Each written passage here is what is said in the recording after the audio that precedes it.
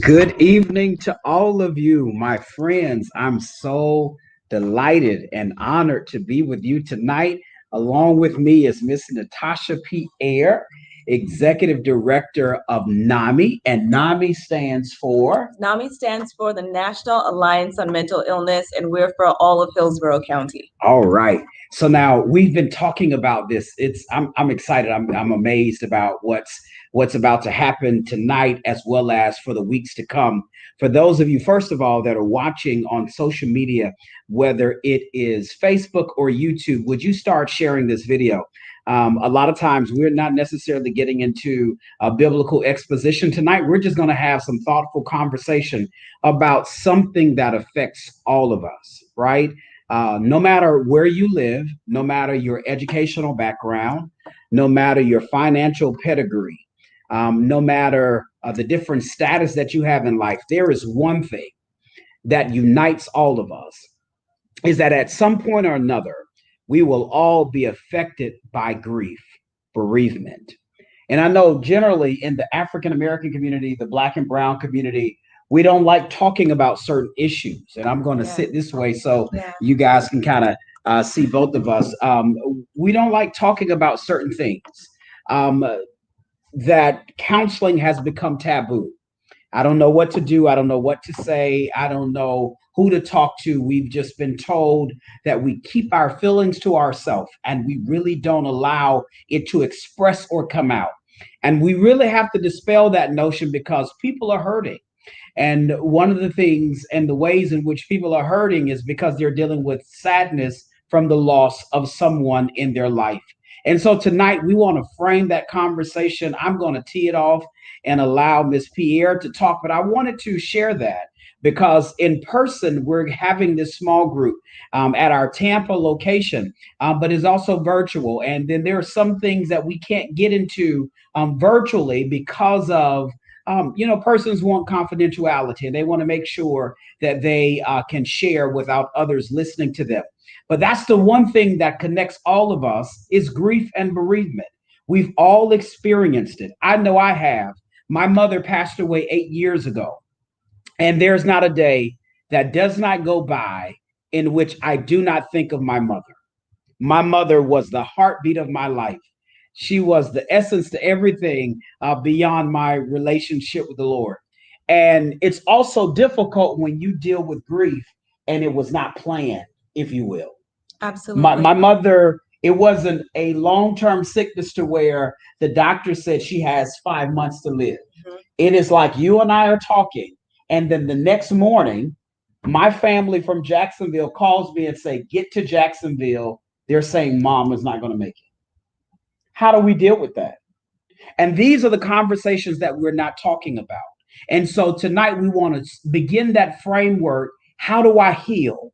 How do I process? If you're watching tonight, we see that you're online. Just drop your name in the chat box and say, I'm watching. Share this video with us. We want it to be an organic conversation because we know that this is not something that takes place often. We don't like to address mental health and the challenges that we may have, but let's dispel that. Let's remove those barriers and let's just really focus on our health and our emotional healing. So, Ms. Pierre, I'm going to turn it over to you. You're the professional. Absolutely. I love that we're here. I love that we're talking about this. This is a human experience. If you're human, at some point in your life, you're going to experience grief. That's just part of our journey. And, at NAMI Hillsborough, one of the things that we recognize is that 2020 was a hard year. Yes. And it didn't just stop on December 31st. It carried into 2021. So there are people that are grieving from many different things, not just the loss of people from COVID, but the loss of loved ones from other ailments, the loss of a home, the only home they ever knew and loved through foreclosure, the loss of a car, the loss of a job. So grief, many times when we talk about it in the context of losing a loved one, and that's one component. But sometimes there's loss of ability. If you have a diagnosis, if you are watching your physical abilities diminish, There's a grieving process from who you were to who you are now. And that's something we need to talk about. So we want to normalize grief. And one of the best ways to do it is to get into the community, to develop connection so that you can see that you're not the only one. You aren't alone in dealing with grief. There's so many people who are dealing with it. And it's by getting together that we can process, that we can heal, and that we can begin to have hope. Absolutely. With NAMI, I just want to tell you a little bit about NAMI. NAMI is the National Alliance on Mental Illness. We are the nation's largest grassroots mental health organization. I'll come a little bit closer here. We are the nation's largest grassroots mental health organization, and we have 600 affiliates across the nation. We even have some in the Virgin Islands. And what we do is we provide the mental health education, support groups, public awareness, and advocacy that's necessary. Sometimes when people hear mental health, the first thing is, I'm not crazy. That doesn't apply to me. Well, sometimes grief can become a mental health issue. Stress can be a mental health issue. Frustration, sadness, those can become mental health issues, and we want to support you through all of it. Here in Hillsborough County, of course, we've got NAMI Hillsborough. In the Tampa Bay area, we have NAMI Polk, NAMI Pinellas, NAMI Pasco, and we're all working together because we recognize the need. We recognize that 2020 was a very unusual year for all of us. And on top of the over 500,000 people that we've lost to COVID, we know that life didn't stop. Bills didn't stop happening. People didn't stop being affected by other ailments. We know that everyone has been affected. And we've seen parents, children, retired, financially stable, those looking for a job. Everyone has been impacted in a different way. So if it's so common, if it's happening, why aren't we talking about it? Why aren't we talking about it? One of the things that I've been saying recently is just to put it in perspective. 9/11, as tragic as it was, the death toll paled in comparison to how many people we've lost in the last year. And we're not talking about grief. For all of those 500,000 plus people that we've lost, they were connected to a mom, a dad, siblings, aunts and uncles, co-workers. They ordered their Starbucks or Dunkin' Donuts from they had friends, significant others, children. And people are grieving. For people who have recovered from COVID, they're grieving just the entire experience. For people who have lost jobs, for people who have lost homes and cars, they're grieving as well. And we want to begin to be community. That's it. We want to be community. We want to get out into the community, of course, as safely as we can. And we want to begin having the conversations necessary to help us all process, to help us all deal, to help us all cope, to help us all heal. That's what we want to do. There's so many things, and I'm sure you all can chime in here. There's so many things that I learned in high school and college that I have not put to use. For example, I don't know if you all remember the recorder, that flute-like thing. Yeah, I've never had to use that. If you were in high school, you probably dissected a frog or an earthworm. Yep, I did it too. I have never, ever, ever once been called upon for my earthworm dissecting skills. Not even once. But the class that I wish someone taught me, the class that was available for me to take, I wish someone taught me how to grieve. I wish someone told me that grief isn't necessarily linear. You don't start today and then it decreases over time. You could think you're doing great, and then you hear a sound. You see a restaurant. There is a song that comes on the radio. Brings back all of it. Yeah. Brings it back. And now you're in, Target wondering why you're crying. You are driving down the highway and you're like, what just happened? It's called grief. And many times we focus a lot on the sad part, the loss. when it comes to grief. We lost someone, we lost something, but you don't grieve anything you don't love. So your grief is evidence that you loved. You love someone, you love something, and I don't know any greater evidence of you being a loving human being than to grieve. It's part of what we do, part of the human spectrum of emotions, part of it's a time to be born and a time to die. We get sunshine and rain, joy and pain, happiness, sometimes loss. We experience it. So why aren't we talking about it? Why aren't we talking about it? It is okay for us to say, I'm not doing so well today. And know that there's someone that can sit with us and hold space and not be afraid of our tears, not be afraid of, oh my gosh, I thought you were over that already. Like it's only been 8 years. It's been 5 years. You should be over that by now. You should, didn't you go to therapy? I thought you did. How do you take a lifetime of experience with someone and just say, okay, I'm good now. Yeah, that's it. It's not going to happen. It's not realistic. And I think the pain and the reason why people are suffering in silos is we haven't normalized grief. We haven't said, yeah, you're going to experience that. In the same way that when you start riding a bike, you may fall over a couple times. You may need the training wheels. The first time you try to make that rotisserie chicken, you might burn it. Same thing. Being a human means experiencing loss. It means that sometimes things don't go your way. And I can tell you from my own journey that it is not the loss that has been a barrier to me. It has been the inability to communicate that loss, the inability to share with other people who know that death occurs, who know that loss occurs, the inability to share that openly. That's where I've been hurt most. Feeling like I need to have a stiff upper lip and I need to, be an executive director and I need to be a CEO and a mom and everything.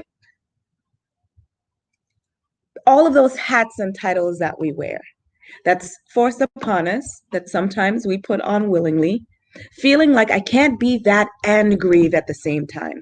That's where the hurt comes in. So how do we alleviate the hurt?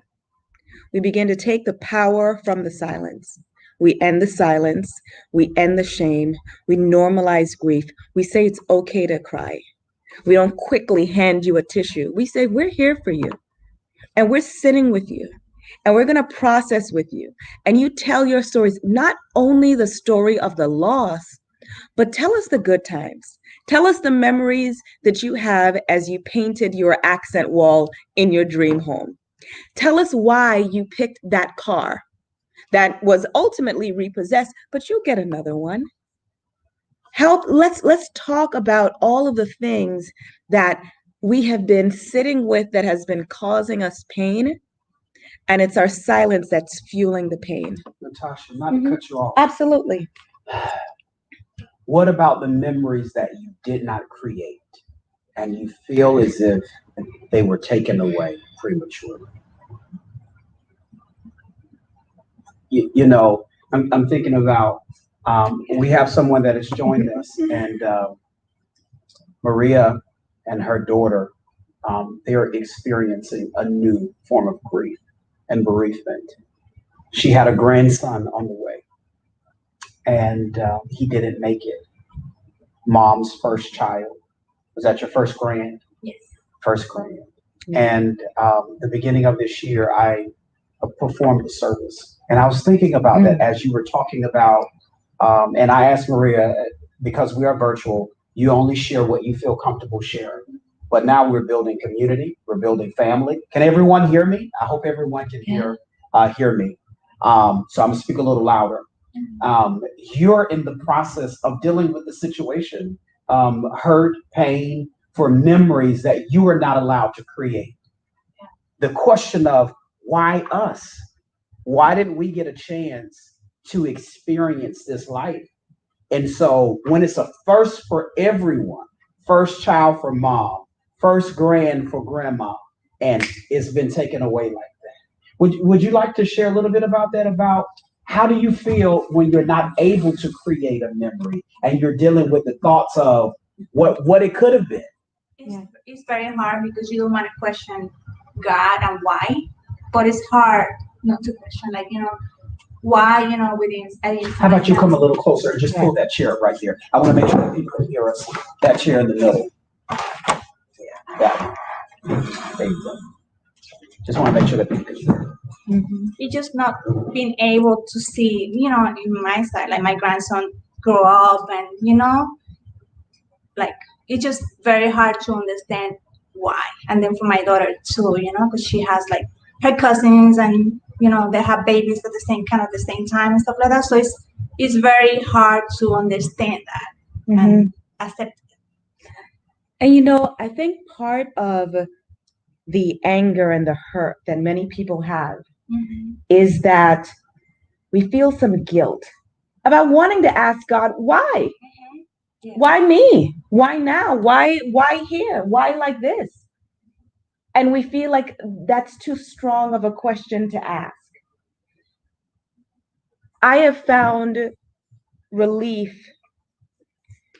in recognizing that wanting to know why and loving my new life are not mutually exclusive. That I can fully be in, this is hurting my heart in a way that I have never, ever felt, to the point that I feel like it's taking my breath.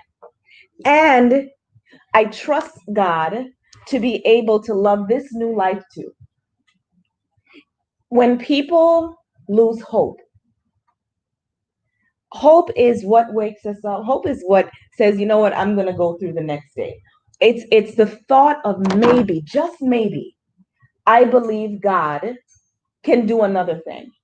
I believe God can work it out. I can believe that God can lessen the pain. I believe that God can fix it in a way that I don't even know. I think that's one of the things my daughter struggles with, because everybody tells her, "Oh, you're so young. You're only 24. You can have as if it's going to take away. You can have more babies." But she's like, "Yeah, but I had to carry this loss my whole life. This grief, she has to carry the rest of her life, and that's not an easy task to do either."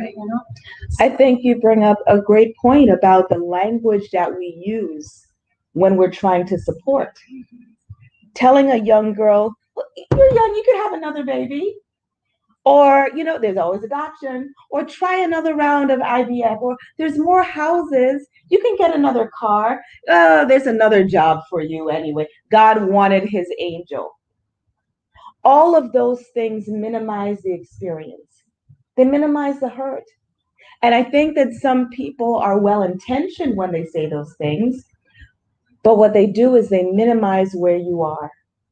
I need us all, I'd love us all to get comfortable with just sitting and hearing.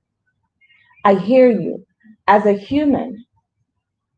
Forget whatever children may come in the future. In this moment right now, I hear you and I sit with you and I acknowledge your grief. Grieving for your grandchild. All of the memories that you aren't going to be able to make for that child. I'm grieving that you didn't get that job. I'm grieving that you lost that car or that home. I'm grieving that you now have a diagnosis and you're watching your limbs deteriorate in mobility. And we don't have to rush past it. We don't have to say, okay, let's hurry up and get you to, 3 years from now where you have another grandchild and you're happy again. No, let's just sit with right here and just say, you know what? Part of being community, part of being connection is I meet you where you are. And that's why a grief support group is all about the peer experience. It means we're all grieving. Our grief doesn't have to look the same, but we're grieving. I can feel your grief because I'm grieving too. That's what empathy is about. I don't have to break my leg to know that breaking a leg hurts. I just need to care that your leg is broken and it hurts you, and I want to do what I can to alleviate your pain. Can I ask you a question? Yeah. What happens when you say, I want to do whatever I can to alleviate your pain? In the moment that you're concerned about someone else's heart, that you do not presuppose yourself into that and say, well, I remember when I did this and I remember when I broke my leg. At this moment, we're not talking about necessarily your experience. Let's work on, helping you. Is there a process with that? Because I think a lot of times we feel as if we have to identify with someone so much, that I have to say something, that I just can't sit there in silence, or I can't just listen to you share how you feel. I have to say something. What happens with that? Should you just sit there and listen to them and just provide that empathy as you just talked about? Absolutely. I think we do too much. And because of the conversation location that we're in, when we're talking about God, we've got to let God be God. Like, God's business, you get to stay out of that. You don't have to come in with the answers. You don't have to come in with the 5 steps to, I can get you through grief by next Thursday. We don't have to do any of that. All we need to do is be present, be mindful that this isn't about me. I don't have to know the A through Z of your experience. I just need to know that you hurt. What do you need? You may just want to cry. And I sit and I cry with you. That's what I try, because with my daughter, I see her getting better and better. But sometimes she's just like normal, and then she starts crying all of a sudden. And I let her cry. I'm like, I just tell her, it's okay, just cry, you need to cry. I don't want her to feel like she's crying and feel bad about it. I just let her cry and let her just grieve. How do you feel? How do you feel? I feel like, honestly, I haven't had time to grieve myself, because I'm taking care of her and my son. So that's kind of like, And that's an entirely adjacent conversation, is how do you support someone who is closer to the loss than you are, but you're still grieving as well? How do you support someone and ensure that you also have the support that like you I don't need? want to cry, because I don't want to make her more sad. So I go in the bathroom and cry, so she don't see me crying, because I need to be the strong one, I'm the mom. So it's kind of like, yeah. That's strong word. I push back on the strong word, and I'll tell you why. When you say something is strong, there's a narrative in the back of your mind of what it's able to do. And what it should be. And what it should be. How it should look, yeah. So if I say this chair is strong, then I'm going to sit on it and I'm going to expect it to hold my weight. I'm going to pile boxes on it. I'm going to, push it. I'm going to do it because it's strong. But when it comes to grief, why do we have to be strong? We don't have to be strong. We have to be human.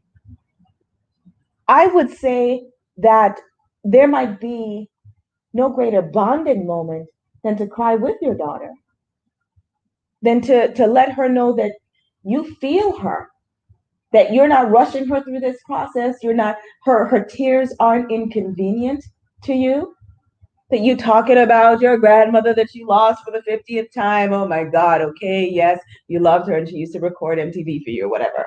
No, it's just sitting like, I'm here. Nope. Take all the time you need. You want to cry. You want to tell me your favorite moments. You want to drive to their favorite spots. That's what, I'm going back to community. That's what community is. It's not coming from Tallahassee. It's not coming from DC. The work that we need to do for us to heal, for us all to have hope, for us all to be encouraged and inspired, it starts in small groups like this, where I tell you that I feel your pain. What do you need me to do?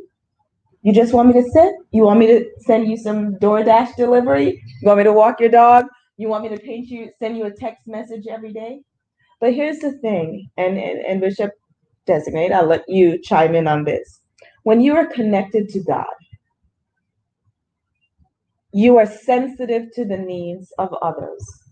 Not to the point that you are absorbing their pain, but you can observe and you can see and you can know, and you whether it's sending prayers or flowers or just saying, let's go for a drive, let's walk on the beach, whatever it is.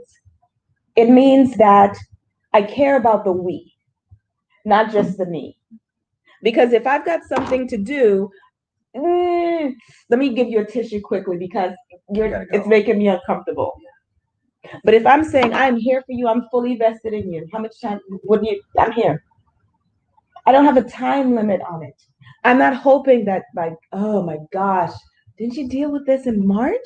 It's August. I don't have a timeline on your grief because I recognize and I can identify, not with your experience, but just with loss, with loving and anticipating and hoping and wanting something so earnestly that you envision like this is happening. And when it doesn't, and your solace, who you typically run to, is the God that can't and isn't explaining to you why, what do you do with that? You get to community. We talk, we share. And there's times for, let me tell you how I dealt with my mom. Let me tell you how I dealt with the passing of my spouse. Let me tell you how I dealt with my child. Peer support is, oh, I listened to this song. I prayed this prayer. I invited some friends over and we made different cookies. We went running on the beach. We actually created an album for the child, for the husband, that's what we did. And there's no rules to it. There's no rules. There's no, well, first you're gonna be angry and then no, it's whatever works for you. And community says that it's by getting together that we all get ahead. If one person is grieving, one of my favorite terms is Ubuntu. I think it's Swahili, it might not be, but it means that we are inextricably linked. It means there is nothing that can hurt you that won't hurt me. There's nothing that hurts me that won't affect you. We're connected. That's what community is. And if you are hurting, I am derelict if I'm not doing whatever I can to alleviate your pain. If I know that someone has lost their job and I'm just like, ooh, well, I can help you with your resume. Okay, that's nice. But I also need to eat. There's also some services that food stamps can't provide. What else can I do? Maybe it's just a listening ear. We can all do something. But what we should never, ever do is force, rush, or judge another person's grief. We shouldn't do that. I'm curious. I can't see who's watching. No, that's fine. Okay. If you're watching, and we're trying to remain distant as much as possible, would you share perhaps a situation with you, or something that you're still, I wouldn't say dealing with or wrestling with? What is that place of grief in your life right now that you're still dealing with? I know there are a couple of people that are watching tonight. My aunt, she's watching from Jacksonville, and I see her. She lost her husband 6 months ago. And before her husband, 3 months before that, her mother. And I did both of those services in Jacksonville. And I know she's watching. And my mother-in-law is watching. She's buried 2 children. And I can only imagine. I just want to hear from people. What is it that after all of this time that you still feel in your heart? I think about, I was trying not to spiritualize this tonight because I want us to have conversation because, I want us to be able to talk. There are two scriptures in which Jesus emphatically expresses emotions. John 11:35, when his best friend Lazarus was told that he died, the Bible says Jesus wept. Shortest verse in the Bible, but he wept, right? You can look at the comments because just read what those comments are once I'm done. Okay. And the second verse is when Jesus met the woman at the village of Nain, and she was burying her son, her only son, and she was a widow. And she was leaving with the funeral procession out of the city of Nain, and Jesus was coming through the city gates. And the Bible says he looked upon her, There's a Greek word there that says compathos. He had compassion. He looked at her agony and her pain. And I just believe that if we are the hands and feet of Jesus Christ, if we're going to make it spiritual, right? If we are the hands and feet of Jesus Christ, there's no way that I can see my brother or my sister hurting and I don't hurt with them. Absolutely. There's no way that I can see you grieving and hurting and my heart doesn't hurt with you. Jesus had compassion on her. Just want to see some of those comments. Yeah, I lost my mom. Yes, Sister Groover, and got it. Sister Brickell lost her mom a month ago. She's a part of our church in Polk County. I did that funeral. Yes, I see all of those things. My best friend lost her husband. Yes, I got lost in loving others. Wow. She said she got lost in others who did not care about her. It's difficult when you're the person that's always giving to other people. And when you finally need the love, reciprocated back to you, sometimes you don't get what you put out. And that's one thing about love. Our love that we reciprocate to others is not predicated upon how they respond back to us, because that's just us. Absolutely. Right? That's just us. So, but the biggest thing is when you have compassion, because I always say this, when I eulogize someone or I'm officiating a funeral, next time it may be your turn to sit where they're sitting. And how would you feel when it's your turn? You know, when you mentioned compassion, with NAMI, one of our values is compassion. Compassion is empathy, kindness, and respect. It means I'm not judging your pain. I'm not saying, well, I mean, it was your stepchild, not really your child. So I think you should get over it a little faster. Well, I mean, you're still young. You can marry again. I'm not judging your grief. I'm not judging your pain. I'm not judging. That's the respect. The kindness is you don't have to understand it and you don't need all the details. Sometimes before we give compassion, before we give empathy and we give kindness, we want to know, well, what did they do? What were they eating prior to the diagnosis? Or how did they die? Oh. It doesn't matter. It doesn't matter whether, I know and have worked with people who were grieving what people say, well, it was only a month, 2 months, 8 months.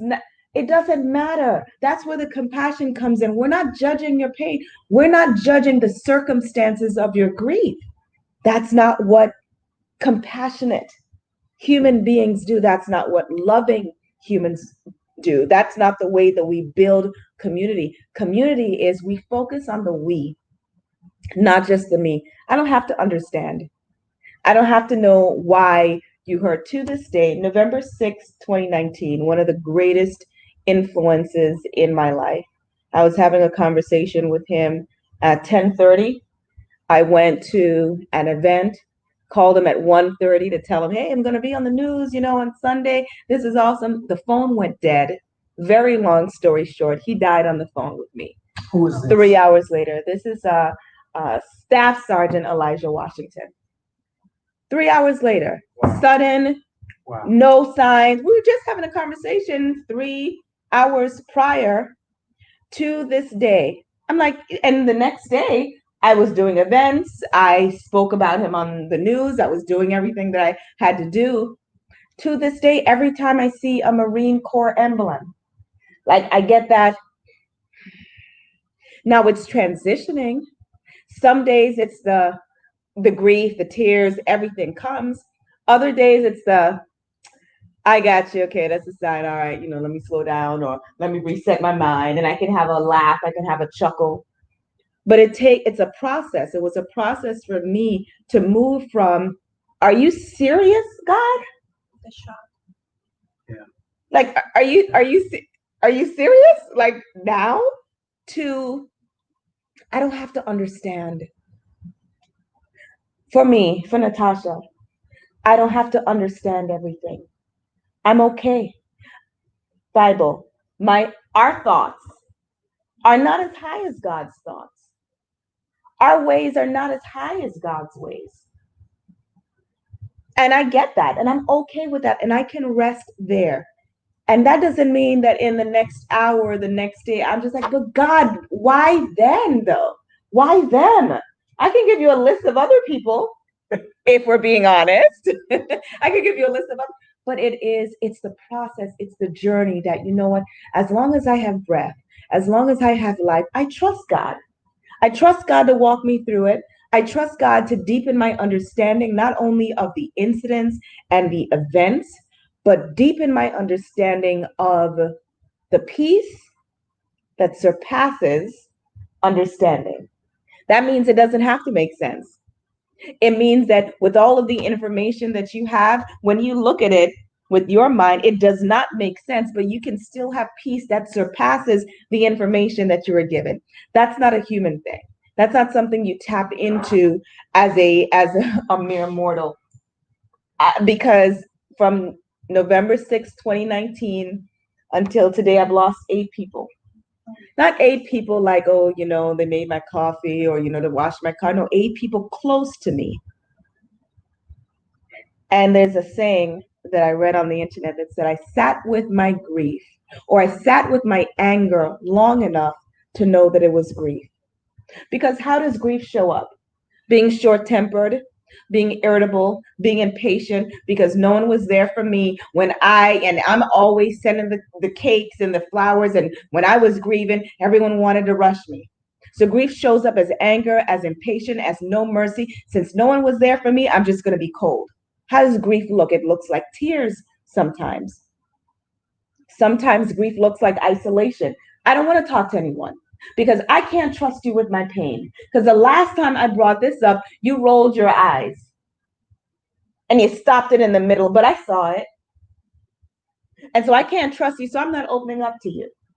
And so we've got the walking wounded, and we're not talking about it. We've got people dealing with real life heavy stuff. It is unnatural for a parent to bury a child. That is not the natural order of things. How do you deal with, I know people who are grieving parents that have been dead for 20 plus years and they're still grieving. And so are we supposed to say that because it's been 20 years, like, shouldn't you have a new grief by now? No. Grief is the ultimate expression of I've loved, I've felt, I've cared. The walking wounded, yeah. What are some of the comments to make sure we're addressing? The walking wounded, to know God is love, and the reason why people can't show love is because they don't know him. So you can't expect that from them. Yeah, people saying I just miss them. You know what? I have, and with NAMI, prerequisite for NAMI is you just need mental health support. That's it. No religion, no age, no socioeconomic status. That's not it. And we recognize multiple pathways to healing and to recovery. And for many people, faith, spirituality is one of the pathways where they find relief. And for me, in my natural mind, there's no way that I would have been able to do as much as I've done since November 6th in my own strength. The layers of grief. And someone placed in the chat that they didn't even have time to grieve. Yeah. That's a real thing. Like, I've got kids, I got to work, I got a business to run, I've got things to do. I don't have time to grieve. If I pause to grieve, everything falls apart. Can I share something with Absolutely. you? Last night for Bible study, and start dealing with the spiritual inner disciplines of really garnering our mind into the heart of God. So last night I dealt with meditation. A German author says, a Christian author, he says, hurry is not of the devil. Hurry is the devil. Did you guys hear me? Hurry is not of the devil. Hurry is the devil. We're so quick to rush things. that we miss the process.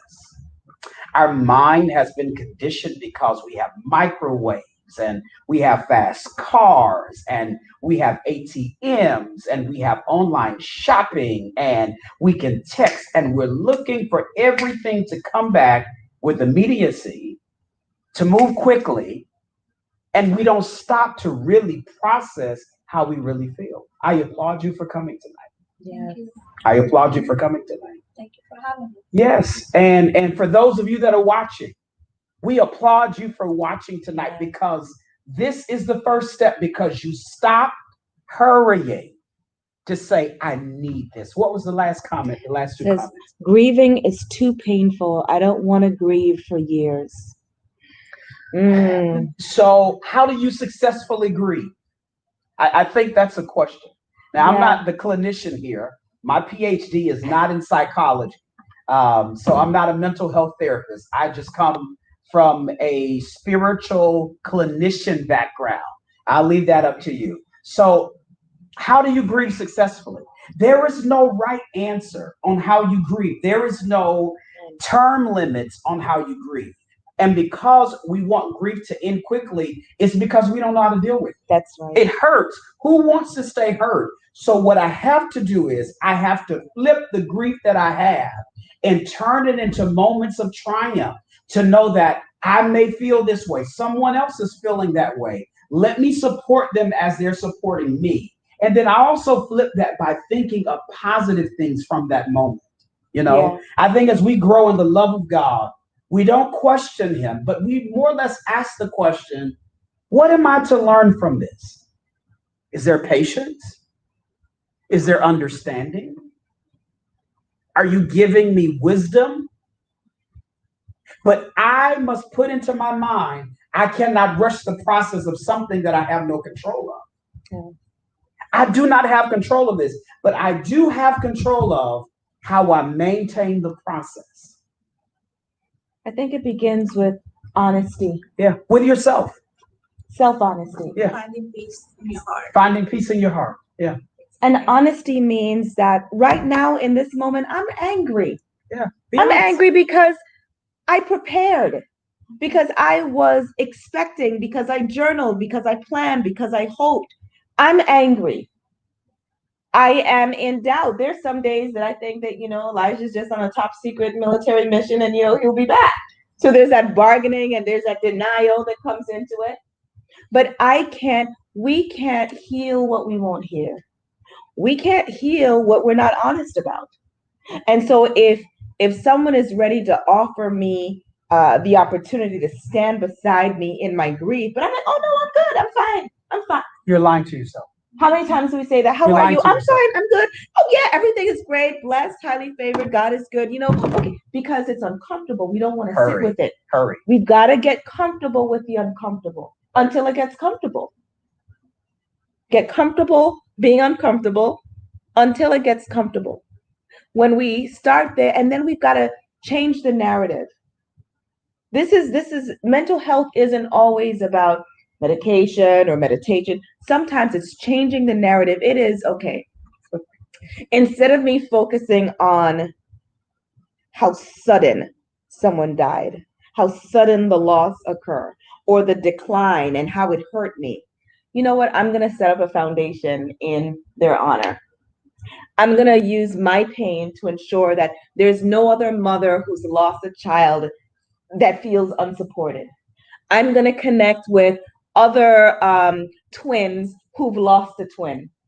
I'm going to reach out to other people who are unemployed during the pandemic, and we can share resources and be community. One thing that my daughter is doing now that I see, and it's making me proud, that she was telling me the other day she's looking to do like a foster parent, because she was like, I feel like I have so much love to give that I haven't given. So that's like, the way you turn it. Yes, yeah, and she's like searching and see how can she just help somebody, help some kids or something, because she feels that she has that in her heart. Absolutely. So it's just something that I'm like, that's very good that she's thinking like that in the future. And I'd love to hear your perspective on this. Many times people say, God gives you the desires of your heart. and people think that if in their heart there's a Bentley, then God is going to give them a Bentley. I look at it as God gave me the desires of my heart. So the things that I desire are the things that God put in there.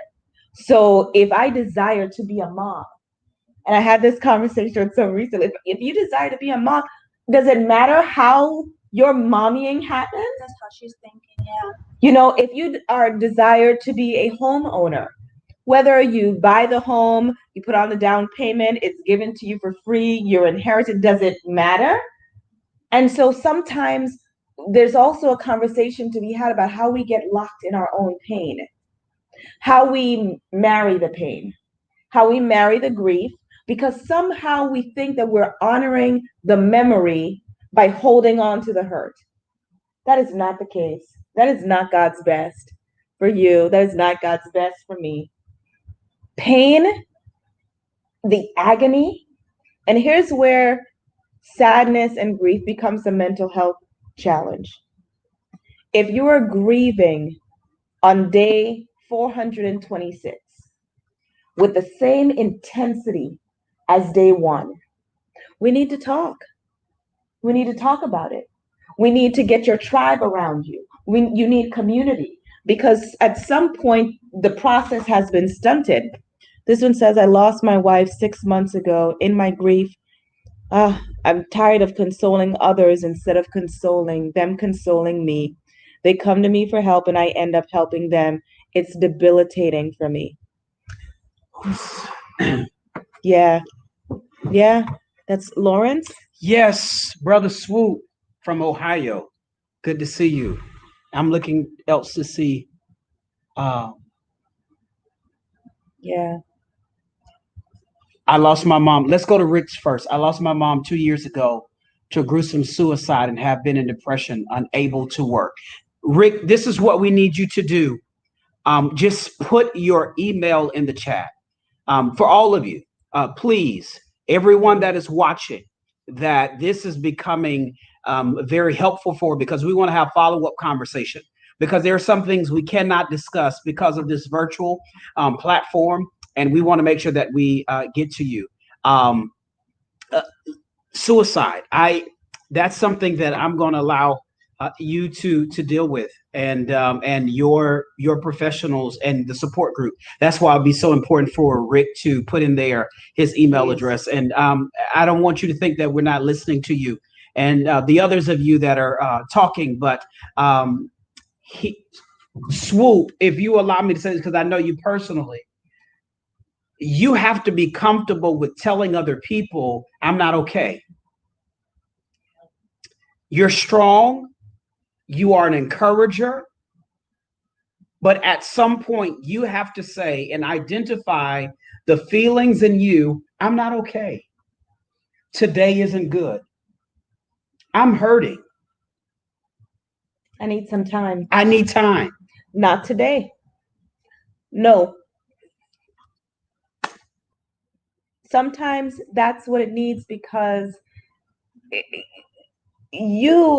go back to the airlines.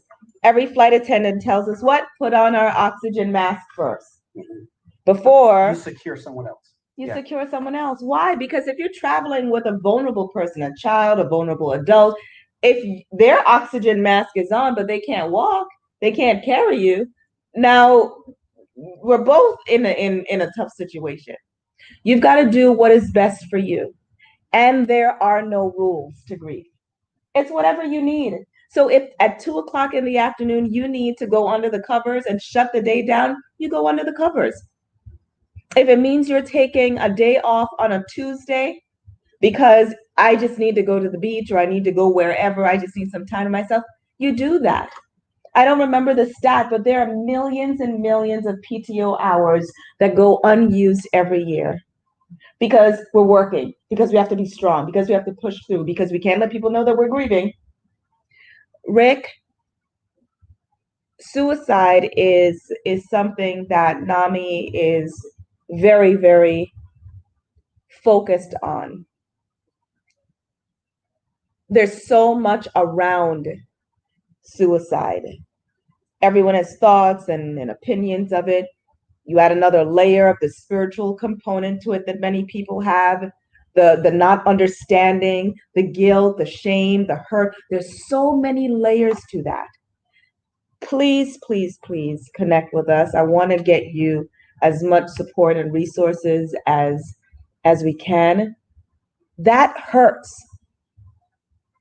And again, back to community. Because suicide is an uncomfortable topic. Many people don't know how to support someone who's been through that. Many people don't know how to support someone who has attempted. I don't want to talk about that. Oh, let me call, you just move. Okay, all right, do you want to get a burger?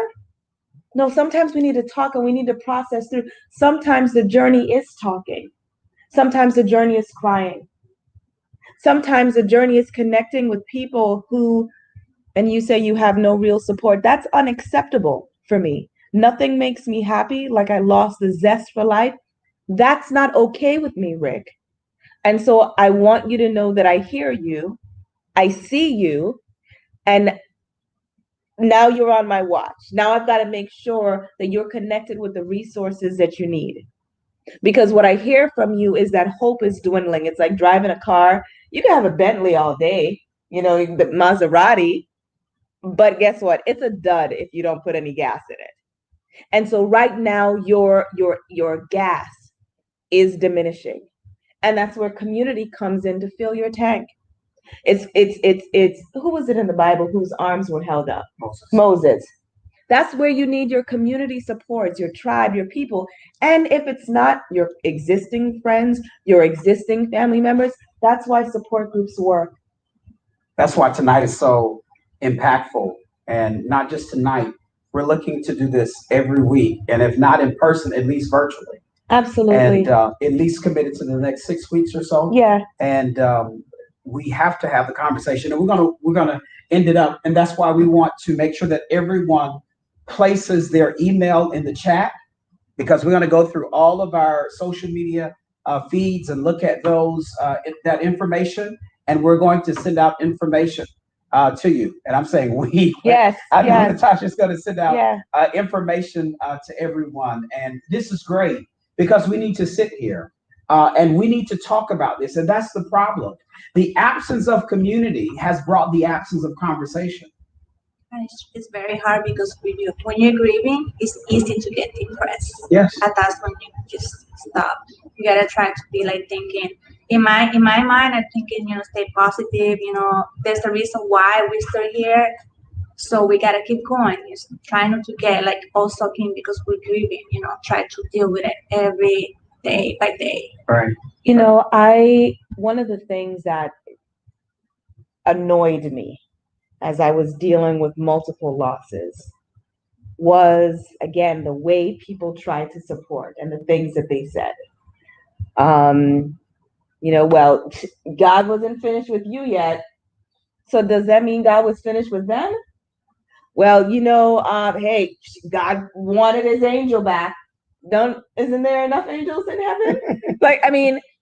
But the more we have these conversations, right, the more we can normalize just talking about it. When I hear someone say, I feel hopeless, not okay. Not okay. It's all right that you're in Ontario, Canada. We'll find you resources in Ontario, Canada. Because no one, NAMI's saying, especially for May, is Mental Health Awareness Month. We're bringing back our saying, you are not alone. You are not alone. Everybody type that in the box. I'm sorry. Yes. Type that in the box. I think when you have interaction with our conversation, it helps you hold on a little longer. Yes. Type in the box, I am not alone. Yes. Everyone that's listening, type in the box, I am not alone. I am not alone. You're not alone. Even when you think that you are. You might be the only person in the location where you are right now. It doesn't matter. You're still not alone. You're here with us. You've got 3 people right here who want to support you. All of the people in the chat doesn't have the same experience, but they know what grief feels like. They know how how grief can sometimes feel like it's taking your breath. Like I don't want to. There was a point where I didn't want to breathe too deeply because I felt that if I breathe too deeply, I might cry and I won't have time to stop the tears in time to be on and strong and handle business and do what I need to do. But in a support group where no one's judging me because everyone's grieving, Yes. level the playing field. Everyone relates. Everyone gets it.